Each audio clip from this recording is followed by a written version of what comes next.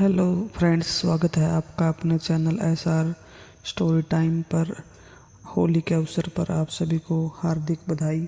होली के अवसर पर आज हम लेके आए हैं दुष्ट राजा हिरण्यकश्यप की कहानी।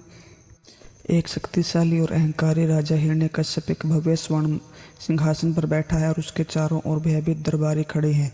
वह भारी आभूषण और मुकुट पहने हुए है और उसके चेहरे पर घमंड झलक रहा है। पृष्ठभूमि में एक अंधकारमय और भयावह वातावरण दिखाई देता है जो उसके अत्याचार का प्रतीक है। भक्त प्रहलाद एक नन्हा बालक है। प्रहलाद भगवान विष्णु की चमकती मूर्ति के सामने प्रार्थना में झुका हुआ है। उसके चेहरे पर भक्ति और शांति की आभा है, जबकि दूर खड़ा उसका पिता हिरण्यकश्यप क्रोध में उसे देख रहा है। यह दृश्य एक भव्य राजमहल के कक्ष में बना हुआ है, जिसकी दीवारों पर सुंदर नक्काशी है। हिरण्यकश्यप का क्रोध।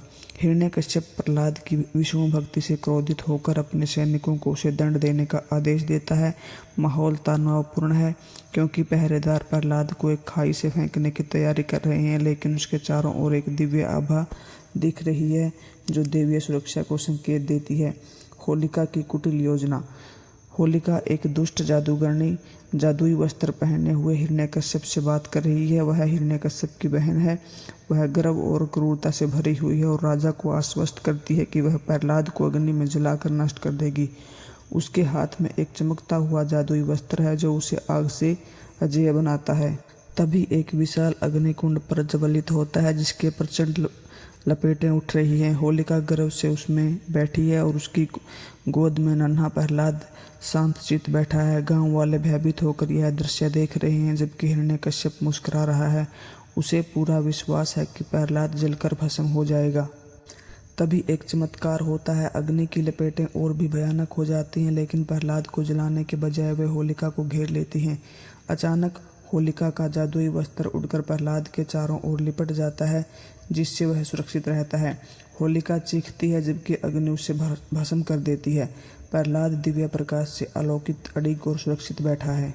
उसी समय होलिका राख में बदल जाती है। उसके चेहरे पर आश्चर्य और पछतावे की छाप रह जाती है। गांव वाले इस दैवीय घटना को देखकर नतमस्तक हो जाते हैं, यह समझते हुए कि सच्ची भक्ति की शक्ति सर्वोच्च होती है।